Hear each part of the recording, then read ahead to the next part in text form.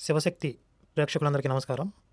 ఇప్పుడు మీరు చూడబోతున్న ఈ డిబేట్ ఒక 4-5 సంవత్సరాల క్రితం నాకు పాస్టర్ విజయ్ కుమార్కి మధ్య జరిగింది. మేము మా కెమెరాలు తీసుకోకుండా విజయ్ కుమార్ ఏదైతే రికార్డ్ చేశాడో అదే కంటెంట్ వాళ్ళ ఛానల్ నుంచి డౌన్లోడ్ చేసుకుని మన శివశక్తి ఛానల్లో అప్లోడ్ చేయడం జరిగింది. అయితే అలవాటు ప్రకారం డిబేట్లో చిత్తుగా ఓడిపోయిన పాస్టర్ విజయ్ కుమార్ అవమాన భారాన్ని తట్టుకోలేక ఒప్పందాన్ని ఉల్లంఘించి మన శివశక్తి ఛానల్లో అప్లోడ్ చేసినటువంటి ఈ డిబేట్ మీద కాపీరైట్ స్ట్రైక్ వేశాడు. అయితే ఈ మధ్య కొన్ని కారణాల వల్ల పాస్టర్ విజయ్ కుమార్ ఛానల్ పూర్తిగా యూట్యూబ్లో లేకుండా పోయినందువల్ల ఇప్పుడు ఆ కంటెంట్ అప్లోడ్ చేసినా కూడా కాపీరైట్ అప్లై చేయడానికి సాధ్యం కాదు. కనుక ఏదైతే బైబిల్ మరియు రామాయణాల ఆధారంగా రాముడు, యేసు ఎవరు దేవుడు అనే ఈ అంశం మీద జరిగినటువంటి ఈ విలువైన డిబేట్ని మీ అందరికీ అందించాలి అనే ఉద్దేశంతో తిరిగి భాగాల వారీగా మన ఛానల్లో అప్లోడ్ చేయడం జరుగుతుంది. అందరూ కూడా ఈ డిబేట్ని వీక్షించి పరిశీలించి సత్యాన్ని గ్రహిస్తారని ఆశిస్తున్నాం. జై శ్రీరామ్, భారత్ మాతాకి జై. మీ కరుణాకర్ సుగ్గుణ.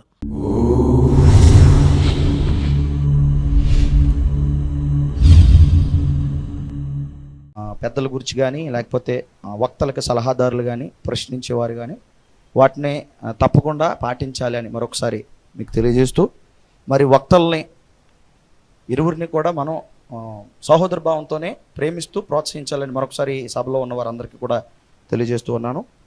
ఈ కార్యక్రమం చాలా కాలం నుంచి జరగడానికి అవకాశం ఏర్పడడానికి చాలా ఇరువురు వక్తలు మొదటిగా కష్టపడ్డారు. వారి ఇరువురిని మరి దీని విషయంలో అప్రిషియేట్ చేయాలి. మనం మొదట జరిగిపోయింది, చాలామంది డిబేట్ అనగానే ఏం చేస్తారంటే అయిపోయిన తర్వాత వదిలేద్దాం అని అనుకుంటారు. అలా కాకుండా మరలా మరి విజయ్ కుమార్ గారు కానీ అలాగే కరుణాకర్ గారు కానీ తిరిగి మరలా ఈ యొక్క డిబేట్ని పునఃప్రారంభించి ప్రజల మధ్యకి తీసుకువెళ్ళడానికి వారు తీసుకున్న నిర్ణయం నిజంగా ప్రశంసనీయం. మరి ఈ చర్చ రాబో తరాలకు కానీ లేకపోతే ఒక ఎవరైతే వీక్షకులు ప్రేక్షకులు ఉంటారో వారికి కానీ ఒక మంచి మెసేజ్ని ఇవ్వాలని, దీని ద్వారా అనేకులు తెలుసుకోవాలని నేను కోరుకుంటే ఇక సమయం వృధా చేయకుండా కార్యక్రమాలకు మనం వెళ్దాం. మొదటి రౌండ్ ప్రారంభిద్దాం. 20 నిమిషాల పాటు క్రైస్తవ వక్తగా ఉన్నటువంటి మన మధ్యలో మరి విజయ్ కుమార్ గారు తన యొక్క అభిప్రాయాన్ని లేకపోతే ఆయన యొక్క జ్ఞానాన్ని ఏదైతే రామాయణం మీద ఏదైతే ఆయన పరిశీలన చేశారో, ఏదైతే రామాయణం మీద ఆయన పట్టు సారించారో దాని గురించి మరి వివరించవలసిందిగా 20 నిమిషాల పాటు ఆయనకి మొదటి వక్తగా సమయాన్ని మరి ఇవ్వడం జరుగుతుంది. అందరూ జాగ్రత్తగా వినమని మీ అందరికీ తెలియజేస్తున్నాను. రామాయణం మరియు బైబిల్ ప్రకారంగా దేవుడెవరు, రాముడా యేసుక్రీస్తు అనే ఈ డిబేట్కి విచ్చేసిన నా తోటి వక్త కరుణాకర్ సుగుణ గారికి, అలాగే సత్య నిర్ణయ ప్రకటత పెద్దలుగా ఉన్న సహోదరుడు జాన్ రాజు గారికి, అలాగే కరుణాకర్ గారి తరపున వచ్చిన సోదరులు చైతన్య గారికి, వచ్చిన వారందరికీ నా నమస్కారాలు తెలియజేస్తున్నాను. రాముడు దేవుడా, యేసుక్రీస్తు దేవుడా అనే అంశంలో దేవుడు అనే వ్యక్తికి లేదా దేవుడు అనబడే అతనికి ఉండవలసిన పరిస్థితులను బట్టి అవి దృష్టిలో ఉంచుకుని నేను రామాయణం మీద అలాగే బైబిల్ మీద నేను పరిశోధన చేశాను. దేవుడు అనే వ్యక్తికి లేదా దేవుడు అనబడే ఆ శక్తికి మరి కొన్ని లక్షణాలు లేదా కొన్ని శక్తులు ఉండాలన్నది అందరూ అనుకునే విషయమే, అది సత్యం కూడా. దేవుడు అనేవాడు సర్వశక్తిమంతుడై ఉండాలి, దేవుడు అనేవాడు సర్వ వ్యాపకుడై ఉండాలి, దేవుడు అనేవాడు సర్వజ్ఞుడై ఉండాలి, దేవుడు అనేవాడు పక్షపాతం లేనివాడై ఉండాలి. ఈ ప్రధానమైన విషయాలను బట్టే దేవుడని పిలవబడిన వ్యక్తిని అతడు దేవుడో కదా మనం చూడొచ్చు. ఈ కోణంలోనే నేను నా పరిశోధన రామాయణంపై చేశాను. మొదటిగా నా ప్రతిపాదన రామాయణంలోని ఉత్తరకాండము 73, 74, 75 సర్గములలోని సందర్భాన్నే నేను ముఖ్యంగా తీసుకున్నాను. పల్లెటూరుకు చెందిన ఒక వృద్ధ బ్రాహ్మణుడు తన కుమారుడు చనిపోతే రాజమార్గ ద్వారమందు బాగా విలపిస్తున్నప్పుడు రాముడు బ్రతికించాలి అని అతడు విలపిస్తున్న సందర్భాన్ని నేను మొదట ప్రతిపాదనగా నేను తీసుకుంటున్నాను. ఉత్తరకాండము 73వ సర్గము 1 నుంచి 19 వచనాల్లో ఆ వృద్ధ బ్రాహ్మణుడు ఏమంటున్నాడంటే, కేవలం తన బాలుడు మాత్రమే చనిపోయాడని అనకుండా పురములలోను గ్రామంలోను బాలురు మరణించుచున్నారు, ఈ మరణానికి హేతువు రాముడే అని రాముని కూడా నిందిస్తూ, రాజా మరణించిన ఈ బాలుని బ్రతికించు, లేనిచో నేను నా భార్య అనాథల వలె ఈ రాజద్వారమునందే మరణిస్తాము అంటున్నాడు. ఈ సందర్భం విని రాముడు విలాపంతో దుఃఖంలో ఏం చేయాలన్న ఉద్దేశంతో 74వ సర్గము 1 నుంచి 6 శ్లోకాలలో ఉత్తరకాండంలో, అలాగే 74వ సర్గము 7 నుంచి 33 శ్లోకాలలో ఈ బాలుడు ఎందుకు చనిపోయాడో అని తెలుసుకోవడానికి ఋషులను లేదా మహర్షులను సమావేశపరిచి ఎందుకు ఈ బాలుడు చనిపోయాడో, అతడు ఎందుకు ఇలా విలపిస్తున్నాడో, అతడి విలాపను నేను తీర్చాలి కనుక మిమ్మల్ని అడుగుతున్నానని మహర్షులను అడిగినప్పుడు ఆ సమావేశమైన అందరిలో మంత్రులు కానీ మిగిలిన ముఖ్యుల్లో కానీ సమావేశమైన 8 మంది మహర్షుల్లో నారదుడు మాట్లాడుతున్న సందర్భం 74వ సర్గం 7 నుంచి 33 ఆ శ్లోకాల్లో ఉంది. నారదుడు అంటున్నాడు, అంటే రాముని ఉన్న యుగంలో కానీ తదుపరి ఆ సమీపంలో ఉన్న ద్వాపర యుగంలో కానీ శూద్రుడు తపస్సు చేయకూడదు అనే ఒక నియమం ఉంది. కాబట్టి అందువలన ఈ బాలుడు చనిపోయాడు. అంతేకాదు రాజు కూడా వెంటనే నరకంలో పడతాడు. అలాగే రాజ్యానికి పేదరికం అలక్ష్మి కలుగును. నీ రాజ్యమంతా వెదికి ఆ కార్యమును నివారింపుము. అప్పుడు ధర్మమునకు వృద్ధి, మానవులకు నీకు ఆయురాభివృద్ధి కలుగుతుంది. ఈ బాలుడు కూడా జీవిస్తాడు అని నారదుడు చెప్తాడు. నారదుడి మాట విని రాముడు ఉత్తరకాండము 75వ సర్గములో పుష్పక విమానం ఎక్కి దేశమంతా గాలిస్తాడు. 4 దిక్కులు వెతుకుతాడు. పశ్చిమ దిక్కు, ఉత్తర దిక్కు, తూర్పు దిక్కున వెతికిన తపస్సు చేస్తున్న శూద్రుడు కనపడ్డు. ఇక 12 నుంచి 19 శ్లోకాల్లో అదే 75వ సర్గములో దక్షిణ దిక్కుకు వెళ్ళగా అక్కడ శైవల పర్వతమునకు ఉత్తర భాగమున ఉన్న పెద్ద సరస్సున తలక్రిందులుగా తపస్సు చేస్తున్న ఒక మునిని చూస్తాడు. ఆ మునితో రాముడు, మంచి నియమం కలవాడా, నీవు ధన్యుడువు అంటూ, వృద్ధుడవు దృఢమైన మనస్సు గల మునేంద్ర, నీవు ఏ జాతికి చెందినవాడవు, నేను తెలుసుకొనవలనని వేడుకుంటున్నానని, నీవు పొందవలసినది స్వర్గమా మరొకట అని వినగోరి, బ్రాహ్మణుడువా, క్షత్రియుడువా, వైశ్యుడివా, నీకు భద్రమగుగాక సత్యము చెప్పుమని అడుగుతాడు. అందుకు 76వ సర్గములో ఉత్తరకాండము 1 నుంచి 7 శ్లోకాలలో రాముడు ఆ మునిని అలా అడుగగా, ఆ ముని, శూద్రజాతిలో పుట్టిన నేను శరీరముతో దేవత్వం పొందుటకు దేవలోకమును జయించాలని తపస్సు చేస్తున్నానని తన పేరు శంభూకుడు అని చెబుతాడు. శంభూకుడు అలా చెబుతుండగానే రాముడు తన కత్తితో శంభూకుని తల నరికి చంపేస్తాడు. 76వ సర్గము ఉత్తరకాండం, అదే ఉత్తరకాండము 76వ సర్గములో 9 నుంచి 12 వచనాల్లో, నేను చేసిన కార్యములకు ప్రసన్నములైనచో ఆ బ్రాహ్మణ పుత్రుడు జీవించునుగాక, నాకు వరం ఇచ్చెదరుగాక, చనిపోయిన ఆ బాలుని బ్రతికించండి, నేను ఆ బ్రాహ్మణునికి ప్రతిజ్ఞ చేసి తిని అని దేవతలను రాముడు వేడుకుంటాడు. ఇది నేను ప్రతిపాదించిన సర్గములు 73 ఉత్తరకాండము, 74, 75 సర్గముల్లోని 76 సర్గముల్లోని సందర్భం. అయితే ఈ ప్రతిపాదన చేసిన నేను వేసే ప్రశ్న ఏంటంటే, కరుణాకర్ గారికి సంధించే ప్రశ్నలు ఏంటంటే, ఒక వృద్ధ బ్రాహ్మణుడు వచ్చి తన కుమారుణ్ణి బ్రతికించమని అడిగినప్పుడు సర్వశక్తిమంతుడైతే దేవుడు రాముడు సర్వశక్తిమంతుడైతే ఆ బాలుణ్ణి వెంటనే బ్రతికించాలి. అలా కాకుండా ఎవరిని సమావేశపరిచాడంటే మహర్షులను సమావేశపరిచి బాలుడు బ్రతికించలేని శక్తి లేనివాడు మాత్రమే కాకుండా ఆ బాలుడు ఎందుకు చనిపోయాడో కూడా తెలియనివాడుగా, అంటే సర్వజ్ఞుడు కానివాడుగా రాముడు ఇక్కడ కనబడుతున్నాడు.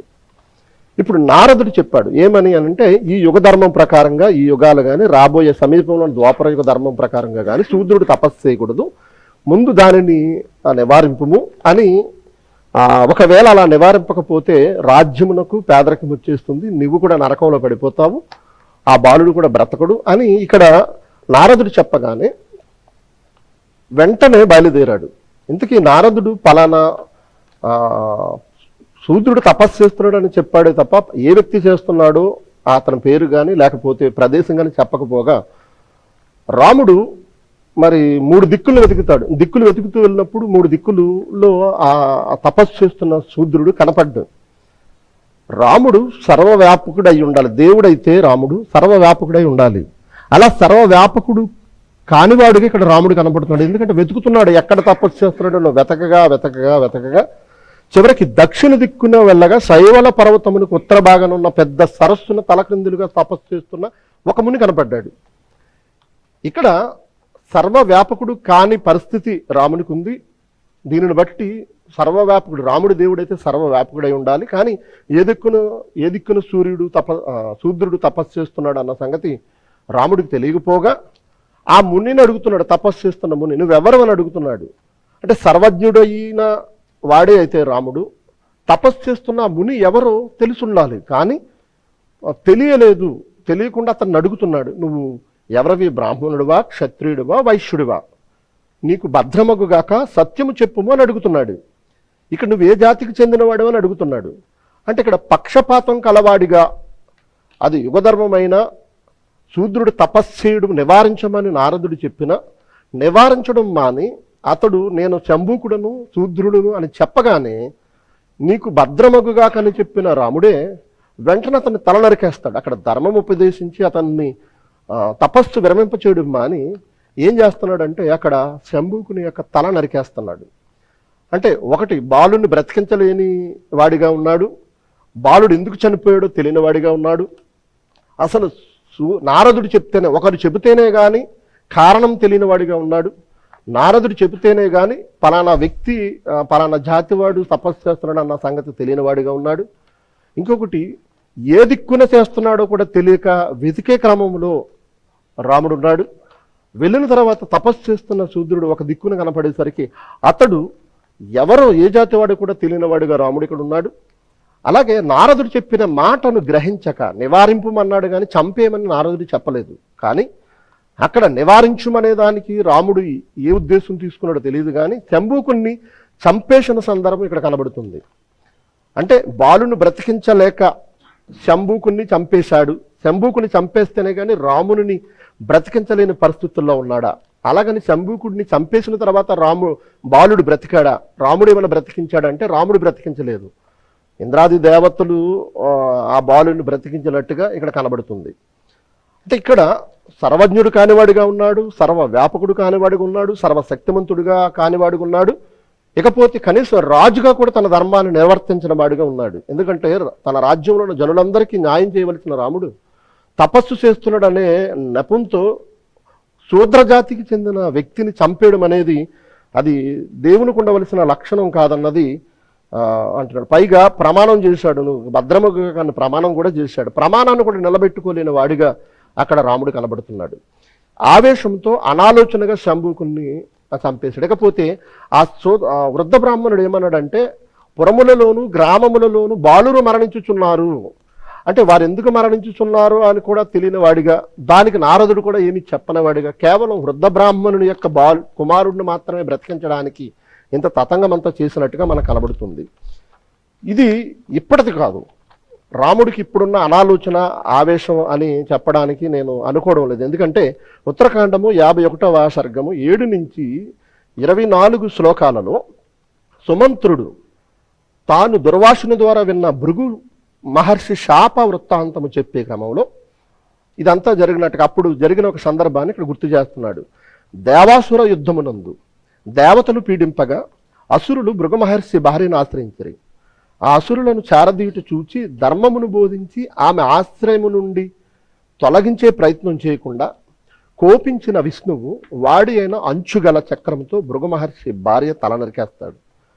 అప్పుడు ఆ భృగు మహర్షి శపిస్తాడు, నీవు మనుష్యలోకంలో మనుషుడిగా పుట్టి భార్య వియోగం చెందుతావు అని. అంటే భూమి మీద పుట్టిన రాముడు మనుషుడిగానే బ్రతికాడు. భృగు మహర్షి శాపం వల్లనే మనిషిగా పుట్టినట్టుగా ఉత్తరకాండము 51వ అధ్యాయం 7 నుంచి 24 వచనాల్లో కనబడుతుంది. అంటే సర్వవ్యాపకుడు కానివాడు, సర్వజ్ఞుడు కానివాడు, సర్వశక్తిమంతుడు కానివాడు, పక్షపాతం లేనివాడుగా దేవునిగా రాముడు ఆ సందర్భంలో కనపడలేదు. భృగు మహర్షి శాపమును బట్టి మనిషిగా పుట్టిన రాముడు మనిషిగానే వ్యవహరించినట్టుగా, మనిషిగానే ప్రవర్తించినట్టుగా, కోపావేశంతో ఆనాడు విష్ణువు ఎలాగైతే భృగు మహర్షి తలను నరికేశాడో, కనీసం అక్కడ ధర్మము చెప్పి నువ్వు ఇలా ఆశ్రయం ఇవ్వడం కరెక్ట్ కాదని చెప్పకుండా ఒక ముని యొక్క భార్యను చంపేసిన కారణాన శపించబడిన వ్యక్తిగా ఆ భూమి మీద రాముడిగా మనిషిగా పుట్టినట్టుగా అక్కడ కనబడుతుంది. అంతేకాదు రాముడు దేవుడు కాదు మనిషే అని చెప్పడానికి మరి ఉత్తరకాండము 59వ సర్గములో 11-12 ప్రక్షిప్త సర్గములు అని పొందుపరచబడ్డాయి. రామాయణములో ఉన్న విషయాన్ని నేను ప్రస్తావిస్తున్నాను, లేని విషయాన్ని నేనేమి ప్రస్తావించడం లేదు. ఈ 11-12 ప్రక్షిప్త సర్గముల్లోని అన్ని శ్లోకాల తాత్పర్యంలో తలపగిన ఒక కుక్క రాముడి దగ్గరికి న్యాయం కోసం ద్వారం దగ్గర ఉన్నప్పుడు లక్ష్మణుడు వెళ్ళి తీసుకొస్తాడు. ఆ కుక్క రాముని ముందు నిలబడి నా తలపగలగొట్టాడు, అతనికి శిక్ష వేయాలి, నాకు న్యాయం చేయాలన్నప్పుడు ఎందుకు తలపగలగొట్టాడు, ఎవరు తలపగలగొట్టారని మళ్ళా తలపట్టుకున్న రాముడు మళ్ళా మహర్షులను సమావేశపరుస్తాడు. అంటే కుక్కకు న్యాయం చేసే ఆ క్రమంలో మళ్ళా మహర్షులను ఆయన సమావేశపరిచినప్పుడు అతడు తలపగలగొట్టిన వ్యక్తి బ్రాహ్మణుడని తెలిసి బ్రాహ్మణుడికి శిక్ష విధించకూడదని చెప్తారు. ఆ సమయంలో కుక్క ఏం చేస్తుందంటే నా న్యాయం నేనే తీర్చుకుంటాను, నేను నెల కోరుకుంటున్నాను అని చెప్పి తన న్యాయము తనే చెప్పుకునే క్రమంలో రామునితో మాట్లాడుతుంది. రాముని యొక్క ఆ సమయంలో కుక్క మాట్లాడుతున్న మాటలను బట్టి రాముని యొక్క ఆలోచన, అతని నేత్రములు వికాసించి కుక్క చెప్పిన న్యాయానికి ఆశ్చర్యపోయిన సందర్భంగా ఇక్కడ కనబడుతుంది. ఇక తన న్యాయం తనే తీర్చుకుంటుంది. ఆ బ్రాహ్మణుడు సంతోషం వెళ్ళిపోతాడు. బ్రాహ్మణులందరూ ఆలోచిస్తున్నారు ఏంటి ఇందులో శిక్ష ఏముంది అన్నప్పుడు అప్పుడు రాముడు అంటున్నాడు, ఆ రహస్యం మీకు నాకు తెలియదు, ఆ కుక్కే చెప్పుద్ది అంటూ సునకాన్ని రాముడు అడుగుతున్నాడు. ఎందుకు అలా కోరుకుందో తానెవరో రామునికి అందరికీ చెప్పుద్ది. సునకమ్మ మాటలు విని రాముని నేత్రంలో ఆశ్చర్యంతో వికసించాయని రాయబడింది. రాముడు సర్వజ్ఞుడైతే ఆ కుక్క ఎందుకు ఆ కుక్కగా ఉందో, అది గతంలో ఏ శాపం వలన కుక్కగా ఉందో, అసలు దాని న్యాయం ఏంటో దానినే అడిగి తెలుసుకోవాలనే పరిస్థితి కలిగి ఉన్నాడు. సర్వజ్ఞుడు కానివాడిగా రాముడు ఇక్కడ కనబడుతున్నాడు. కుక్కకు న్యాయం తీర్చలేక మౌనంగా ఉన్న రాముడు దేవుడు ఎలా అవుతాడు? తనకు న్యాయం తానే విధించుకున్న విధానానికి అందరూ అడుగుగా ఆ రహస్యం మీకు నాకు తెలియదని చెప్పిన రాముడు అంటే సర్వజ్ఞుడు కానివాడు, న్యాయం కూడా తీర్చలేనివాడు దేవుడు ఎలా అవుతాడు? పైగా కుక్క మాటలు విని దేవుని నేత్రములు ప్రకాశించాయంటే రాముడు దేవుడు అనుకోవడానికి ఎట్టి పరిస్థితుల్లోనే అనిపించడం లేదు నాకు. అంటే సర్వజ్ఞుడు కానివాడుగా ఇక్కడ రాముడు కనబడుతున్నాడు. ఇకపోతే నేను చేసిన ప్రతిపాదన మరొక ప్రతిపాదన. సుందరకాండము 67వ సర్గము 12 నుంచి 17 శ్లోకాలలో హనుమంతుడు లంకలో ఉన్న సీత జాడ తెలుసుకుని తిరిగి వచ్చి చాలా విషయాలు చెప్పగా రాముడికి ఇంకా మనసు దృఢపడదు. ఇంకేం చెప్పిందో సీత తెలుసుకుందామని హనుమంతుని అడిగినప్పుడు హనుమంతుడు మాట్లాడుతున్నాడు. వాళ్ళిద్దరి మధ్య గతంలో జరిగిన ఒక రహస్య విషయాన్ని సీత తెలిపిందని చెబుతున్నాడు. రాముడు సీత సాన్నిధ్యములో నిద్రపోతున్నప్పుడు ఒక కాకి సీత స్థనముల మధ్య తన గోర్లతో చీల్చి సీతను బాధపెట్టగా అది మరలా చేయగా ఆ రక్తము కారి రామునిపై పడగా రాముడు నిద్ర మేల్కొంటాడు. మేల్కొన్న రాముడు ఎవడు నీ స్థనముల మధ్య చీల్చాడు అని కోపోద్రేకుడు అవుతాడు. ఇక్కడ రాముడు కోపావేశంతో అంటే స్థనముల మధ్య చీల్చిన వాడు కాకి కాదు మనిషి అని కూడా తెలియని వాడిగా ఉన్నాడు. అక్కడ తెలుసుకోలేని వాడిగా కోపోద్రేకుడై అక్కడ సీత మీద కోప్పడుతున్నాడు. తర్వాత రాయబడిన వృత్తాంతంలో ఆ కాకి ఎవరో ఎందుకు వచ్చాడు అన్నది తర్వాత రాయబడింది. కానీ ఈ సందర్భంలో రామునికి తాను నిద్రపోతున్నప్పుడు సీత స్థనముల మధ్య చీల్చి రక్తం చిందింపజేసిన కాకి ఎవరో తెలియలేదు. అసలు కాకి చీల్చిందో కూడా కాకో మనిషో కూడా తెలియని పరిస్థితిలో రాముడు ఉన్నాడు. పైగా అక్కడ మరి కోపోద్రేకుడు అవుతున్నాడు ఎవరి మీద అంటే సీత మీద. అంటే కనీసం ఆలోచన లేని వాడికి ఇక్కడ రాముడు కనపడుతున్నట్టుగా నేను చదివినప్పుడు నాకు అనిపించింది. ఇది నా కిట్టింపు కాదు, లేదా నాకు నచ్చకనే విషయాలు చెప్పడం లేదు. కేవలం చదివిన విషయాలను బట్టే నేను ఈ ప్రతిపాదనను చేస్తున్నాను తప్ప నాకు నచ్చలేదు కనుక రాముని దేవుడని నేను అనడం లేదు. ఆ సందర్భాల్లో నాకు నచ్చకపోవడం అనేది ఇక్కడ సమస్య కాదు. అయితే యేసుక్రీస్తు వారు దేవుడు అనడానికి నేను చెప్పిన ఆ శక్తుల లక్షణాలు సర్వశక్తిమంతుడు, సర్వవ్యాపకుడు, సర్వజ్ఞుడు, పక్షపాతం లేనివాడుగా యేసుక్రీస్తు ఉన్నాడు అనడానికి నాకున్న ఈ కొద్ది నిమిషాల్లో నేను ఒక 2-3 విషయాలు నేను తెలియజేస్తాను. చనిపోయిన వారిని వెంటనే లేపిన వ్యక్తిగా యేసుక్రీస్తు వారు కనబడుతున్నారు. లూకా సువార్త 8వ అధ్యాయం 40 నుంచి 55 వచనాల్లో, అలాగే మత్తయి సువార్త 9వ అధ్యాయం 18 నుంచి 26 వచనాల్లో, మార్కు సువార్త 5వ అధ్యాయం 25 నుంచి 43 వచనాల్లో సమాజ మందిరపు అధికారి అయిన యాయిరు అనే అతను వచ్చినప్పుడు అతను కుమార్తెను బాగు చేసిన సందర్భం, అంటే మరణించిన ఆమెను బ్రతికించిన సందర్భం. అంటే ఇంకా కుమార్తెను దగ్గరకు కూడా తీసుకురాలేదు, ఎక్కడో అస్వస్థతతో పడున్న తన కుమార్తె బాగుపడాలని కోరుకున్నప్పుడు, బ్రతికించమని కోరుకున్నప్పుడు ఆయన యేసుక్రీస్తు వారు బ్రతికించిన సందర్భం ఇక్కడ స్పష్టంగా మనకు కనబడుతుంది. అలాగే లూకాసు వార్త 11 నుంచి 15 వచనాల్లో నాయన ఒక ఊరికి వెలుచుండగా అక్కడ చనిపోయిన ఒకడు వెలుపలకు మోసుకొని పోబడుచుండెను. అతని తల్లికి అతను ఒక్కడే కుమారుడు, ఆమె విధవరాలు. ఆ ఊరి జనులు అనేకులు ఆమెతో కూడా ఉండరు. ప్రభు ఆమెను చూచి ఆమె అడగకుండానే ఆమె ఎందుకు కనికరపడి ఏడవద్దని ఆమెతో చెప్పి ఆ చిన్నవాడిని బ్రతికించిన సందర్భం ఇక్కడ కనబడుతుంది. అలాగే యోహాను సువార్త 11 అధ్యాయం 43-45 వచనాల్లో లాజరును బ్రతికించిన సందర్భం అక్కడ మనకి కనబడుతుంది. అంత మాత్రమే కాదు, అంటే సర్వశక్తిమంతుడిగా యేసుక్రీస్తు వారు ఇక్కడ కనబడుతున్నారు. చనిపోయిన వ్యక్తిని బ్రతికించే శక్తిమంతుడిగా యేసుక్రీస్తు వారు కనబడుతున్నాడు కనుక దేవుడు అని నేను చెబుతున్నాను. అంతేకాకుండా తాను బ్రతికించడమే కాకుండా తనను వెంబడించిన శిష్యులకు కూడా ఆ శక్తినిచ్చాడు. మత్తయి సువార్త 10వ అధ్యాయం 8వ వచనంలో యేసు బ్రతికించడమే కాకుండా బ్రతికించే వరం, అంటే చనిపోయిన వారిని లేపుడి అన్న ఆ శక్తిని కూడా ఇచ్చాడంటే యేసుక్రీస్తు వారు ఎంత శక్తిమంతుడో దేవుడు అనడానికి ఎంతకంటే ఖచ్చితమైన రుజువు ఇంకేముందో అన్నది ఆలోచించాలి. లేకపోతే ఆనాడు శూద్రుని ఎడల పక్షపాతం చూపించినట్టుగా తన కులం వారి కాని వారి ఎడల, తన మతం వారి కాని వారి ఎడల పక్షపాత ధోరణితో వ్యవహరించిన రామునిలో యేసుక్రీస్తు వారు వ్యవహరించలేదు. అందుకు ప్రత్యక్ష సాక్ష్యం సమరయ స్త్రీ. ఒకనొక ప్రాంతంలో ఒకనొక సమయంలో ఆ మార్గం గుండా వెళ్తున్నప్పుడు సమరయ పట్టణానికి దగ్గరగా ఉన్న ఒక బావి దగ్గర కూర్చున్నప్పుడు అక్కడికి వచ్చిన సమరయ స్త్రీ, ఆమె సమరయురాలని తెలిసిన, ఈయన యూదుడని ఆమెకు తెలిసిన, యూదులకు సమరయులకు సాంగత్యం కుదరని పరిస్థితి ఉన్న యేసుక్రీస్తు వారి దేవుడు గనక మనుష్యుడు కాదు గనక అక్కడ సమర స్త్రీ ఎడల ఆమె పాప జీవితం నుండి విముక్తి చేసి ఆమె ఎడల ఏ విధమైన పక్షపాతం చూపనవాడిగా అక్కడ కనబడుతున్నాడు. అంతేకాదు మత్తయి సువార్త ఇది ఇప్పుడు చెప్పిన సందర్భం అంతా యోహాను సువార్త 4వ అధ్యాయంలో ఉంది. అలాగే మత్తయి సువార్త 15వ అధ్యాయము 22-28 వచనాలు కనానీ స్త్రీ అక్కడికి వచ్చి నా కుమార్తెను బాగు చేయమన్నప్పుడు పక్షపాతం లేకుండా ఆమె కనానీయురాలు కాకపోయినా, యూదురాలు కాకపోయినా ఆమె కనానీయురాలైనా ఆమె ఎడల పక్షపాత ధోరణి లేకుండా ఆమెకు న్యాయం చేసిన వ్యక్తిగా యేసుక్రీస్తు వారు ఇక్కడ కనబడుతున్నారు. కాబట్టి యేసుక్రీస్తు వారు దేవుడు అని నేను ప్రతిపాదిస్తున్నాను. నా ప్రశ్నలకు సమాధానం చెప్పడమే కాకుండా యేసుక్రీస్తు దేవుడు కాదని కూడా చెప్పవలసిన అవసరత కరుణాకర్ గారికి ఉందని తెలియజేస్తూ నా ప్రతిపాదన నేను ముగిస్తున్నాను. విజయ్ కుమార్ గారు ఆయనకి ఇచ్చిన 20 నిమిషాల సమయంలో ఆయన ప్రతిపాదన మరి రామాయణం బైబిల్లో వినిపించారు.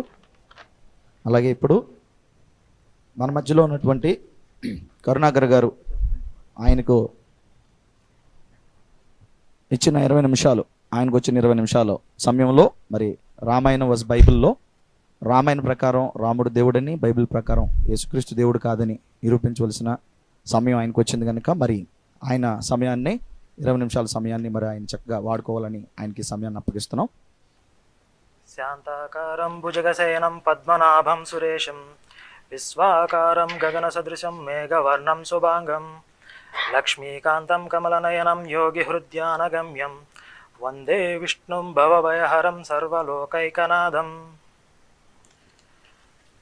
వేదిక మీద ఉన్నటువంటి నా తోటి వక్త విజయ్ కుమార్ గారికి, అలాగే సభాధ్యక్షులు హనీ జాన్సర్ గారికి, ఇతర మిత్రులకు, పెద్దలకు అందరికీ కూడా నా హృదయపూర్వక నమస్కారాలు.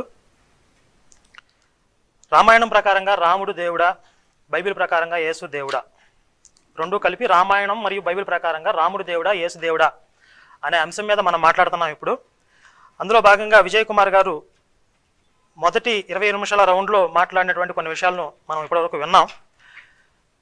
అయితే ఈ కార్యక్రమానికి ముందు హనీ జాన్సన్ గారు కొన్ని నియమాలని చదివి వినిపించారు. అంటే ఈ చర్చ విధి విధానాలను, నియమాలను చదివి వినిపించారు. అందులో 5వ పాయింట్ బైబిల్ రామాయణాల తెలుగు అనువాదాల ఆధారంగానే అంశముల గురించి మాట్లాడాలి తప్ప ఇరు గ్రంథాలపై విమర్శిస్తూ వ్రాసిన పుస్తకాల్లోని వివరణలు తీసుకొని రాదు. అలాగే 6వ పాయింట్, గ్రంథాల ఆధారంగానే గ్రంథాల్లో వ్రాయబడి ఉన్న విషయాలని వివరించాలి తప్ప వ్యక్తిగత అభిప్రాయాలతో తమ ప్రతిపాదనలను వినిపించకూడదు. ఇది జాగ్రత్తగా అండర్లైన్ చేస్తే మనం గ్రంథాల ఆధారంగా గ్రంథాల్లో వ్రాయబడి ఉన్న విషయాల ప్రకారం రాముడు దేవుడా, యేసు దేవుడా అని చూడాలి తప్ప వ్యక్తిగత అభిప్రాయాలతో వాళ్ళు దేవుళ్ళా కాదా అని పరిశీలించకూడదు. ఈ నియమాన్ని విజయ్ కుమార్ గారు ఉల్లంఘించినట్లుగా మనకి స్పష్టంగా అర్థమవుతుంది మొదటి రౌండ్లో. ఎందుకంటే రామాయణం రాముని దేవుడిగా ప్రతిపాదిస్తుందా లేదా అనే విషయాన్ని చూడాలి తప్ప రాముడు ఇలా చేశాడు గనక నాకు దేవుడిగా అనిపించట్లేదు, సర్వశక్తిమంతుడై ఉండాలి, సర్వజ్ఞానం అయి ఉండాలి, సర్వవ్యాపకుడై ఉండాలి, కానీ రాముడు అలా కనిపించట్లేదు నాకు, ఆయనలో పక్షపాతం కనపడుతుందని తన వ్యక్తిగత అభిప్రాయాలతో రాముడిపై జడ్జిమెంట్ ఇస్తూ ఆయన దేవుడు కాదు అని ప్రతిపాదన చేశారు. ఇది నియమ ఉల్లంఘన. అయితే ఇందులో మనం గమనించాల్సిన మరొక అంశం ఏంటంటే, అసలు ఆయన యేసు దేవుడు అని చెప్పడానికి కూడా ఎలాంటి ప్రతిపాదన చేయలేదు. అది కూడా వ్యక్తిగత అభిప్రాయంతోనే చెప్పారు. బైబిల్ యేసుని దేవుడిగా ప్రతిపాదిస్తుందా లేదా అని చెప్పలేదు, కానీ చచ్చిపోయిన వాళ్ళని బ్రతికించాడు కాబట్టి యేసు దేవుడు అని తన వ్యక్తిగత అభిప్రాయాన్ని చెప్పారు. సరే, నేను మొదట నా ప్రతిపాదన వినిపించాలి కనుక మొట్టమొదటిగా రామాయణం ప్రకారంగా రాముడు దేవుడు అని నా ప్రతిపాదనకి తగిన ఆధారాలను నేను చూపిస్తున్నాను. బాలకాండ 15వ సర్గ 25 నుంచి 28 శ్లోకాల్లో రావణ సంహారం కొరకు బ్రహ్మాది దేవతలు శ్రీ మహావిష్ణువుతో మొరపెట్టుకోగా దేవదేవుడైన నారాయణుడు దేవతలందరికీ అభయమునిచ్చి లోకకంటకుడైన రావణుని పుత్ర బంధు మిత్ర సహితముగా సంహరించి పిమ్మట 11,000 సంవత్సరములు మానవలోకమును నివసించి భూమండలమును పరిపాలించదనని చెప్పును. ఇక్కడ స్పష్టంగా దేవతలందరూ విష్ణుమూర్తి దగ్గరికి వెళ్ళి మొరపెట్టుకుంటే లోకకంటకుడైన రావణుని పుత్ర బంధు మిత్ర సహితంగా సంహరించి 11,000 సంవత్సరాలు మానవ లోకంలో నివసిస్తానని చెప్పి దేవతలకు అభయం ఇచ్చాడు శ్రీ మహావిష్ణువు. అయితే ఇక్కడ మనకి 2 ప్రయోజనాలు కనపడుతున్నాయి. ఒకటి, కేవలం రావణ సంహారం కోసం మాత్రమే ఆయన వచ్చినట్లయితే ఆ వచ్చిన పని రావణ సంహారాన్ని పూర్తి చేసి వెంటనే వెళ్ళిపోవాలి. కానీ ఆయన వచ్చి రాగానే రావణ సంహారాన్ని పూర్తి చేయలేదు. చాలా జీవితం జీవించాడు, అందులో ఎన్నో కష్ట నష్టాలను ఓర్చుకున్నాడు. అలాగే ఆ రావణ సంహారం అనంతరం అనేక వేల సంవత్సరాలు భూమండలాన్ని పరిపాలించాడు. అంటే ఆయన జీవితం మొత్తాన్ని పరిశీలిస్తే మనకి ఒకటి రావణ సంహారము, 2 ఒక ఉత్తమ మానవుడు ఎలా ఉంటాడో అని ఆదర్శవంతంగా జీవించి చూపించడం అనేది 2వ ప్రయోజనంగా కనబడుతుంది ఇక్కడ రామావతారంలో. ఇక బాలకాండ 19వ సర్గ 14వ శ్లోకంలో విశ్వామిత్రుడు దశరథునితో చెప్తున్నాడు, మహాత్ముడు సత్యపరాక్రముడు అగు రాముని గూర్చి నాకు తెలియను, వశిష్ఠునికి తెలియను, నీ సభలోనున్న మహర్షులకు తెలియను. రాముడు నీ కుమారుడగుటచే నీవు అతనిని సామాన్యునిగా తలపవచ్చును, అతని యథార్థ స్వరూపం మా వంటి తపోధనులకు మాత్రమే తెలియను అని విశ్వామిత్రుడు దశరథునితో చెప్తున్నాడు. అంటే నా పుత్రుడు చాలా పసిబాలుడు, తగిన వయసు కూడా ఇంకా రాలేదు, అట్లాంటి వాడిని రాక్షస సంహారం కోసం ఎట్లా పంపించాలి అని చెప్పి దుఃఖిస్తున్నటువంటి దశరథునితో విశ్వామిత్రుడు చెప్తున్నాడు, నీ కుమారుడు అవటం వల్ల, పుత్ర వ్యామోహం వల్ల నీకు అతను సామాన్య మానవుడిగా కనిపిస్తున్నాడేమో కానీ అతని యొక్క యథార్థ స్వరూపము మా వంటి తపోధనులకి తెలుస్తుంది అని చెప్పి ఈ సభలో ఉన్నటువంటి మహర్షులకు కూడా రాముని యొక్క యథార్థ స్వరూపం తెలియను అని చెప్పి విశ్వామిత్రుడు చెప్తున్నాడు. అంటే సాధారణ దృష్టితో చూస్తే సాధారణ మానవులకి రాముని యొక్క యథార్థ స్వరూపం తెలియదు, కానీ తపోధనులకి తపశక్తి ఉన్న వాళ్ళు ఆయన యొక్క యథార్థ స్వరూపాన్ని గుర్తించగలరు. తర్వాత బాలకాండ 76వ సర్గ 16వ శ్లోకంలో పరశురాముడు చెప్తున్నాడు, ఈ విష్ణు ధనస్సును ఎక్కుపెట్టుడు చేత నీవు సురేశ్వరుడు, నాశరహితుడు, మధుసంహారియకు మహావిష్ణువే అని గ్రహించినాను అని పరశురాముడు కూడా అక్కడ మహావిష్ణువుగా రాముని గుర్తించినట్లుగా కనబడుతుంది. అట్లాగే అయోధ్యకాండ 1వ సర్గ 7వ శ్లోకంలో రాముడు దృప్తుడైన రావణుని సంహరించుటకై దేవతలు ప్రార్థింపగా భూలోకములో పుట్టిన శాశ్వతుడైన విష్ణుమూర్తి కదా అని చెప్పి వాల్మీకి ప్రతిపాదన చేశాడు అక్కడ. తర్వాత యుద్ధకాండ 35వ సర్గ 36వ శ్లోకంలో రాముడు మనుష్య రూపము ధరించిన విష్ణువే అని తలంచుచున్నానని చెప్పి మాల్యవంతుడు ఒక రాక్షసుడు కూడా చెప్తున్నాడు రాముడు మహావిష్ణువే అని చెప్పి. అలాగే అంటే ఇక్కడ ఒక ఆశ్చర్యకరమైన విషయం ఏంటంటే రాముడు దేవుడు అని చెప్పి దేవతలు చెప్పారు, మహర్షులు చెప్పారు, అట్లాగే రాక్షసులు ఆయన యొక్క శత్రువులు కూడా గుర్తించారు ఆయన యొక్క మహిమని. యుద్ధకాండ 111వ సర్గ 14 నుంచి 16 శ్లోకాల్లో మండోదరి ఈ రాముడు నిశ్చితంగా మహాయోగి, నిత్యుడు, ఆది మధ్య అంతములు లేనివాడు, బ్రహ్మాది మహాపురుషులందరికంటే గొప్పవాడు, అజ్ఞానాతీతుడు, పోషకుడు, శంఖ చక్ర గదలను ధరించినవాడు, శ్రీవత్సమును వక్షస్థలం ముందు కలవాడు, నిత్యము లక్ష్మీ సమేతుడు, జయింపశక్యము కానివాడు, శాశ్వతుడు, స్థిరుడు అయిన పరమాత్మయే, సకల లోకములకు ప్రభువు, శ్రీమంతుడు, గొప్ప కాంతి గలవాడు అయిన విష్ణువు లోకముల హితము కోరి వానర రూపంలో ధరించిన దేవతలతో కూడిన వాడై రాక్షస పరివార సహితుడు అయిన నిన్ను చంపినాడు అని చెప్పి రావణునితో చెప్తుంది. అట్లాగే ఈ రావణ సంహారం తర్వాత దేవతలందరూ వచ్చారు. అక్కడ దేవతలందరూ కూడా రాముడితో నీవు మహావిష్ణు అవతారమైనటువంటి అవతార స్వరూపం అని చెప్పి దేవతలు చెప్తున్నప్పుడు తర్వాత ఆ సందర్భంలో బ్రహ్మ కూడా చెప్తున్నాడు. బ్రహ్మ 117వ సర్గ 12 నుంచి 33వ శ్లోకాల్లో ఇట్లు అనుచున్న రామునితో వేదవేత్తలలో శ్రేష్ఠుడైన బ్రహ్మదేవుడు, సత్యమైన పరాక్రమము గల రామ, నేను చెప్పుచున్న సత్యమైన మాట వినుము. నీవు స్వప్రకాశ స్వరూపుడు, లక్ష్మీ సమేతుడు, చక్రము ఆయుధముగా గలవాడు, సర్వసమర్థుడు అయిన నారాయణుడవు, నీవు ఒక కొమ్మగల వరాహమూర్తివి, భూతకాలంలో శత్రువులను జయించినవాడు. ఇట్లా ఒక అద్భుతమైనటువంటి స్తోత్రం చేస్తాడు రాముడి మీద. అలా చెప్పుకుంటూ వచ్చి మానవుల హృదయాల గుహలో నివసించువాడు, పురుషుల్లో ఉత్తమ పురుషుడు, అంతటా వ్యాపించి ఉన్నవాడు, భూమికి సుఖము ఇచ్చువాడు, గొప్ప బలము గలవాడు, నువ్వు సేనానాయకుడు, గ్రామాధిపతివి, నీవే బుద్ధి, ఓర్పు, ఇంద్రియ నిగ్రహము, సృష్టి ప్రళయములు, నీవే ఉపేంద్రుడువు, నీవే మధుసూదనుడువు, నీవే ప్రజాపతి స్వరూపుడైన విష్ణువు, నీవు ఈ లోకమునందు రావణుని వధించుటకై మనుష్య శరీరము దాల్చినావు. ప్రభువు నిత్యుడు, పురాతనుడు, పురుషులలో శ్రేష్ఠుడు అయిన నీ యందు భక్తి గలవారు ఇహలోకమందు పరలోకమందు కూడా ఎల్లప్పుడూ తమ కోరికలను పొందెదరు అని చెప్పి ఇన్ని సాక్ష్యాలు మనకి రామాయణంలో రాముడు దేవుడు, ఆయన మహావిష్ణువు అవతారం అని చెప్పడానికి అనేక ఆధారాలు కనపడుతున్నాయి. కనుక రామాయణం ఆధారంగా రాముడు దేవుడు అని నేను ప్రతిపాదిస్తున్నాను. ఇందులో ఏ ఒక్క ఆధారాన్నైనా సరే విజయ్ కుమార్ గారు ఖండించగలిగితే, ఇవి రామాయణంలో లేవు, వాళ్ళు అలా చెప్పలేదు అని ఆయన ఖండించగలిగితే ఆ విషయాల గురించి నేను మళ్ళీ మాట్లాడతాను. ఇంకా అనేక సందర్భాలు ఉన్నాయి రాముడు దేవుడు అని చెప్పడానికి. మనకున్న సమయాభావం వల్ల ఇప్పుడు ప్రస్తుతం ఇంతవరకు చెప్పాను. మళ్ళీ వాటి గురించి నేను మళ్ళీ ప్రస్తావన చేస్తా. ఇక అందులో మొదటి రౌండ్లో విజయ్ కుమార్ గారు చెప్పిన విషయాల్లో శంభూక వధ గురించి చెప్తూ,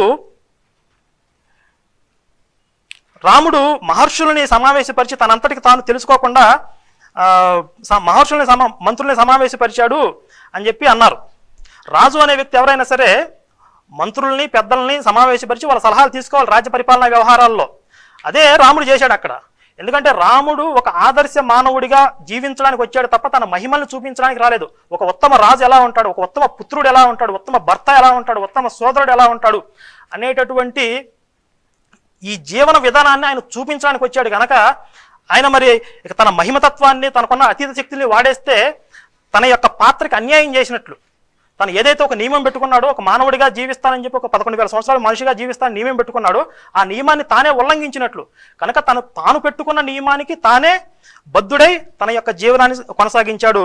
కనుక ఆయన అతీత శక్తులను వాడలేదు కనుక, మహిమను చూపించలేదు కనుక దేవుడు కాదని చెప్పడం ఆయన యొక్క వ్యక్తిగత అభిప్రాయం తప్ప రామాయణం అలా చెప్పట్లేదు. ఇక శంభూక వధలో శంభూకుడు తపస్సు విరమింపజేయకుండా తల నరికేశాడని చెప్పి అన్నారు. అక్కడ రాముడు అడిగిన సందర్భంలో అక్కడ శంభూకుడు చెప్తున్నాడు, నేను ఈ శరీరంతోనే దేవత్వాన్ని సాధించగోరుతున్నాను, దేవలోకాన్ని జయించాలనే కోరికతో నేను ఉగ్రమైన తపస్సు చేస్తున్నాను అన్నాడు. అది ప్రకృతి విరుద్ధం. అది శరీరంతోనే దేవలోకానికి పోవడం, దేవలోకాన్ని జయించాలనుకోవడం ప్రకృతి విరుద్ధమైన ధర్మం. అది అధర్మం గనక రాముడు అక్కడ సంహరించాడు. ఆ విషయాన్ని విజయ్ కుమార్ గారు గమనించలేదు.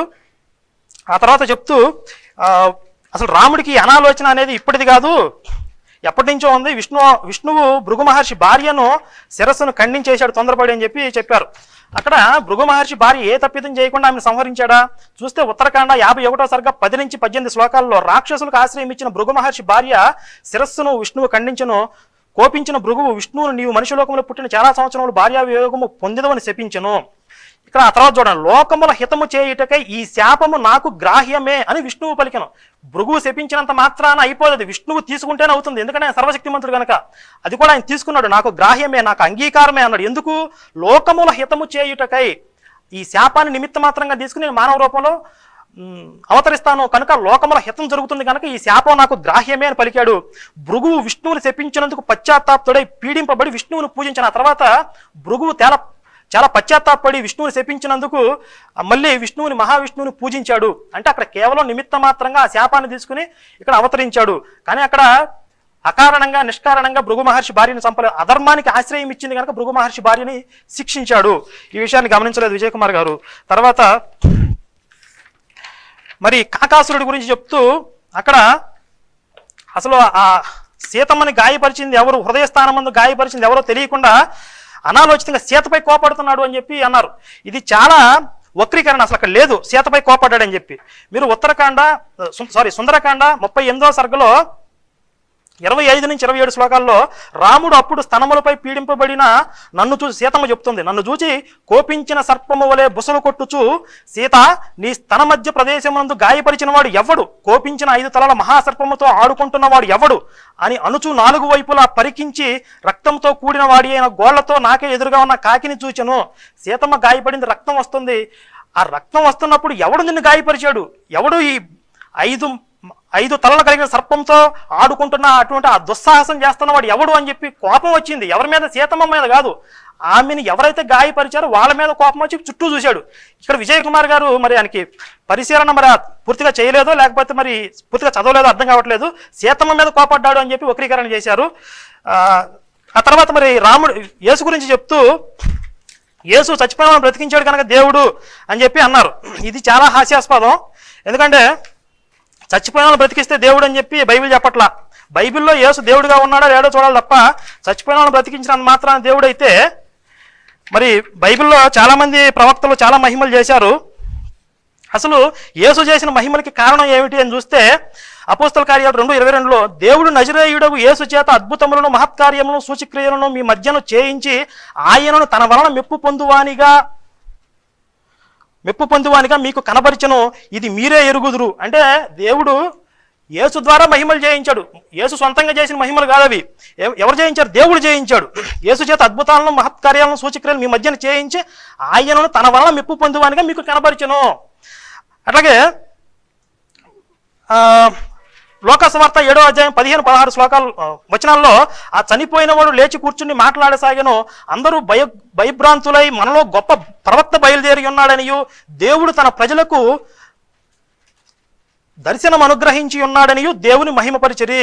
ఇక్కడ యేసు బ్రతికిస్తే ఎవరిని మహిమపరుస్తున్నారు? ప్రజలు దేవుణ్ణి మహిమపరుస్తున్నారు.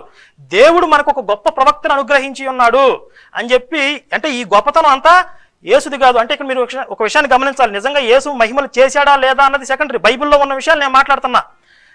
జనరల్ మామూలుగా నా పాయింట్ ఆఫ్ వ్యూలో చూస్తే యేసు మహిమలు కూడా చేయలేదు, మహిమాన్వితుడు కాదని నేను చెప్పగలను. కానీ నేను నియమానికి బద్ధుడనై బైబిల్లో ఉన్నటువంటి ఆధారాలని తీసుకుని యేసు బైబిల్లో మహిమలు చేసినట్లుగా ఉంది, కానీ ఆ మహిమలు తన శక్తి వల్ల చేయలేదు, దేవుడు అనుగ్రహించినటువంటి శక్తి వల్ల చేశాడు. అది తన గొప్పతనం కాదు అని బైబిల్ చెప్తుంది. అట్లాగే చనిపోయిన వాళ్ళను బ్రతికించినంత మాత్రాన దేవుడు కాదు. అలా అయితే మనకి రామాయణంలో దేవేంద్రుడు అనేక కోటాను కోట్ల వానరుల్ని బ్రతికించాడు. విశ్వామిత్రుడు ప్రతిసృష్టి చేశాడు, కొత్త స్వర్గాన్ని సృష్టించాడు. త్రిశంకుని సశరీరంతో స్వర్గానికి పంపించాడు. అట్లా ఇలా అతీతమైనటువంటి శక్తులను ప్రదర్శించిన వాళ్ళు అనేకులు ఉన్నారు. కానీ వాళ్ళందరూ దేవుళ్ళుగా మనం భావించము. అంటే మహిమలు ప్రదర్శిస్తే దేవుళ్ళు కాదు. ఇప్పుడు మహిమలు ప్రదర్శించినంత మాత్రాన్ని దేవుళ్ళుగా భావించాలి, మ్యాజిక్లు చేస్తే దేవుళ్ళు అయిపోతారు అంటే ప్రస్తుతం మనకి చాలా మంది పాస్టర్లు, బెల్లంపల్లి ప్రవీణ్ కుమార్, దినకరన్ లాంటి వాళ్ళు కూడా చచ్చిపోయిన శవాలను బ్రతికిస్తున్నారు.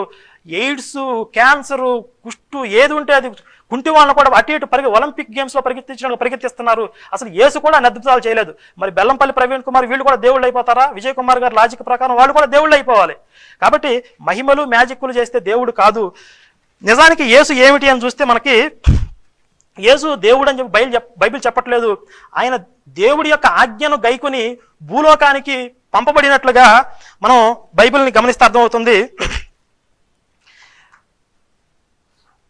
యోహాను సువార్త 5:30 నా అంతటి నేను ఏమీ చేయలేను, నేను వినున్నట్లుగా తీర్పు తీర్చుచున్నాను, నన్ను పంపిన వాని చిత్త ప్రకారమే చేయకూడదును కానీ నా ఇష్ట ప్రకారం చేయకూడను. అసలు యేసు ఇష్ట ప్రకారం చేయడానికి కూడా ఆయనకు అనుమతి లేదు. ఎందుకంటే దేవుడు పైనుంచి ఆర్డర్ రావాలి ఆయనకి. అట్లాగే మత్తయి సువార్త 20:23 ఆయన మీరు నా గిన్నెలోని త్రాగుదురు గాని నా కుడివైపునైనను నా ఎడమ వైపునైనను కూర్చుండనిచ్చుట నా వశమున లేదు, నా తండ్రి చేత ఎవరికి సిద్ధపరచబడినో వారికే అది దొరుకునని చెప్పాను. అంటే ఆయన పక్కన ఎవరు కూర్చోవాలో కూడా దేవుడే డిసైడ్ చేస్తాడు. అది ఆయన వశంలో లేదు అసలు. ఇంకా ఆశ్చర్యకరమైన విషయం ఏంటంటే యోహాను సువార్త 12:49 నేను ఏమి మాట్లాడవలనో దానిని గూర్చి నన్ను పంపిన తండ్రియే నాకు ఆజ్ఞ ఇచ్చి. అసలు ఈయన ఏం మాట్లాడాలో కూడా ఆయన డిసైడ్ చేస్తాడు. ఈయన ఏం చేయాలో ఆయన డిసైడ్ చేస్తాడు. ఈయన పక్కన ఎవరు కూర్చోవాలో ఆయన డిసైడ్ చేస్తాడు. ఈయన ఏం మాట్లాడాలో కూడా పైన ఆయన డిసైడ్ చేస్తాడు. అంటే మొత్తం ఒక డిక్టేటర్ పైన నడిపిస్తున్నాడు.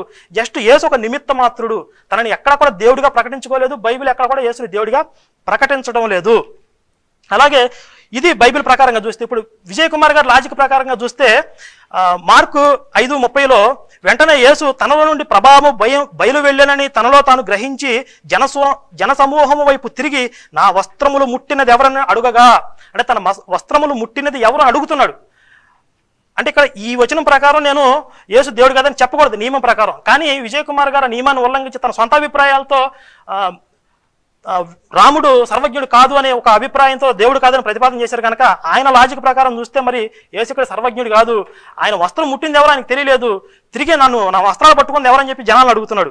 మత్తయి సువార్త 24:36 అయితే ఆ దినమును గూర్చియు ఆ గడియను గూర్చియు తండ్రి మాత్రమే ఎరుగును గాని ఏ మనుష్యుడైనను పరలోకమందలి దూతలైనను కుమారుడైనను ఎరుగరు. అంటే నాకు కూడా తెలియదు ఆ దినం ఎప్పుడు వస్తుందో, అది కేవలం తండ్రికి మాత్రమే తెలుస్తుంది. అంటే ఇక్కడ కూడా యేసు సర్వజ్ఞుడు కాదు. తర్వాత మార్కు 11వ అధ్యాయం 12-13 వచనాల్లో మరునాడు వారు బేతనయి నుండి వెళ్ళుచుండగా ఆయన ఆకలిగొని ఆకులు గల ఒక అంజూరపు చెట్టును దూరం నుండి చూచి దాని మీద ఏమైనా దొరుకునేమో అని వచ్చాను. దాని యొద్దకు వచ్చి చూడగా ఆకులు తప్ప మరి ఏమీ కనపడలేదు. ఏలయనగా అది అంజూరపు పండ్ల కాలం కాదు కనుక అసలు సర్వజ్ఞుడనే విషయం పక్కన పెడితే ఒక సామాన్య మానవుడికి ఉండేటటువంటి జ్ఞానం కూడా యేసులో కనపట్టలేదు. అంజూరపు పండ్ల కాలం కాని సమయంలో చెట్ల మీద పళ్ళు దొరకవనే విషయం కూడా తెలియక దూరం నుంచి ఒక చెట్టును చూసి బాగా ఆకులు దిట్టంగా ఉన్నాయని చెప్పి అక్కడ పళ్ళేమైనా దొరుకుతాయని చెప్పి ఆకలి కొని అక్కడికి వెళ్ళాడు. తీరా చూస్తే అక్కడికి దాని మీద పళ్ళేమీ దొరకలేదు. కనుక యేసు సర్వజ్ఞాని కాదు కదా, ఒక సామాన్య మానవుడు ఉన్నటువంటి జ్ఞానం కూడా ఆయనలో కనపట్టలేదు ఇక్కడ. అలాగే ఆయన చేతిలో ఏమీ లేదు. ఆయన మాట్లాడే ప్రతి మాట, ఆయన చేసే ప్రతి పని కూడా అంతా కూడా పైనుంచి దేవుడు ఆదేశానుసారం ఆయన చేస్తాడు తప్ప నిమిత్త మాత్రుడే తప్ప యేసు ఎక్కడ కూడా దేవుడు కాదు అనే విషయాన్ని గమనించాలి. ఇక రాముణ్ణి యేసుని కంపేర్ చేస్తూ రాముడు పక్షపాత బుద్ధితో వ్యవహరించాడు, యేసు పక్షపాతి కాడు అన్నట్టుగా చెప్పారు. మనకి మత్తయి సువార్త 15వ అధ్యాయం 26వ శ్లోకంలో పిల్లల రొట్టెలు తీసి కుక్క పిల్లలకు వేయకూడదు అని చెప్పి అన్యుల్ని కించపరుస్తూ మాట్లాడాడు. అట్లాగే నేను ఇశ్రాయేలు ఇంటి వారే నశించిన గొర్రెల యొద్దకే తప్ప మరి ఎవరి యొద్దకు నేను పంపబడలేదు అంటాడు. అంటే ఇశ్రాయేలు ఒక జాతిని ఉద్దేశించి వాళ్ళే గొప్పవాళ్ళు, వాళ్ళ కోసమే నేను పంపబడ్డాననే పక్షపాత బుద్ధి యేసులో కనపడుతుంది. రాముడు ఎక్కడ కూడా నేను భారతీయుల కోసం పంపబడ్డాను, లేకపోతే బ్రాహ్మణుల కోసం వచ్చాను, ఒక జాతిని ఒక కులాన్ని ఉద్దేశించి ఆయన ఎక్కడా చెప్పలేదు. ఆయన ధర్మాన్ని స్థాపించడానికి వచ్చాడు, ఆ ధర్మాన్ని స్థాపించాడు. కానీ యేసు మాత్రం ఒక జాతిని ఉద్ధరించడానికి వచ్చానని చెప్పి తనంతట తానే చెప్పుకున్నాడు. ఒకవేళ యేసుని రాముణ్ణి కంపేర్ చేయకూడదు నియమం ప్రకారం, కానీ విజయ్ కుమార్ గారు కనుక కంపేర్ చేయదలుచుకుంటే నా దగ్గర ఇంకా చాలా పాయింట్లు ఉన్నాయి. అందుట్లో అంటే ఆయన చేశారు కనుక నేను చెప్తున్నాను చూడండి ఒకసారి. అయోధ్యకాండ 17వ సర్గ 15వ శ్లోకంలో ధర్మాత్ముడైన రాముడు 4 వర్ణములకు చెందిన సర్వజనులందును వయోవృద్ధులందును దయచూపుచుండేడు వాడు, కావుననే వారందరూ అతని అంత ప్రేమ కలిగి 4 వర్ణాల వారిని ఎంతో ప్రేమతో దయతో చూస్తుండేవాడు. వాళ్ళందరూ కూడా రాముడిపై ఇష్టాన్ని ప్రేమను కలిగి ఉన్నారు. మరి అదే యేసు ఇశ్రాయేల్ పోలిస్తే మిగిలిన వాళ్ళని కుక్కలని చెప్పిన సందర్భం మీరు చూశారు. అలాగే మార్కు 4:10-12లో ఇశ్రాయేలీలు మాత్రమే దేవుని రాజ్యంలో ప్రవేశం అర్హత ఉంది, అందుకే మీకు మాత్రమే అర్థమయ్యేలాగా బోధిస్తున్నానని చెప్పి పక్షపాత బుద్ధితో మాట్లాడుతున్నాడు. తర్వాత రాముడు పూర్వభాషి, ప్రియభాషి, ప్రజల్ని పెద్దల్ని తానే ముందుగా పలకరించేవాడు, ప్రియంగా మాట్లాడేవాడు. అంటే రాముడు పెద్దల్ని ముందు చూడగానే ముందుగా తానే పలకరించేవాడు, ప్రియంగా మాట్లాడేవాడు. కానీ యేసు ప్రజల్ని, శిష్యుల్ని, ఆయన అనుచరుల్ని కూడా అల్ప విశ్వాసులారా, వేషధారులారా, విశ్వాసులైన మూర్ఖతరం వారులారా, వ్యభిచారులైన చెడ్డతరం వారులారా తిడుతూ ఉండే. అంటే ప్రజలతో కమ్యూనికేషన్ ఎలా ఉండేది, రాముడి కమ్యూనికేషన్ ఎలా ఉండేది, యేసు కమ్యూనికేషన్ ఎలా ఉండేది మీరు గమనించవచ్చు. అయితే అలాగే రాముడు అయోధ్య వదిలి వనవాసానికి వెళ్తున్నప్పుడు చిన్న పెద్ద అందరూ గుండెలు బాదుకుంటూ ఏడుస్తూ కన్నీళ్లు కరుస్తూ రాముడు వనకే వెళ్ళారు ఆయన వనవాసానికి వెళ్తున్నప్పుడు. కానీ యేసుపై ప్రధాన అధికారి వద్ద విచారణ జరుగుతున్నప్పుడు ప్రజలు ఇతన్ని సిలువ వేయండి, చంపండి అంటూ కేకలు వేశారు. ఇది ప్రజలకి, యేసుకి, ప్రజలకి, రాముడికి మధ్య ఉన్నటువంటి సంబంధ బాంధవ్యాలను మీరు గమనించవలసిందిగా కోరుతున్నాను. నా సమయం ఇంతటితో అయిపోయింది కనుక నేను ముగిస్తున్నాను.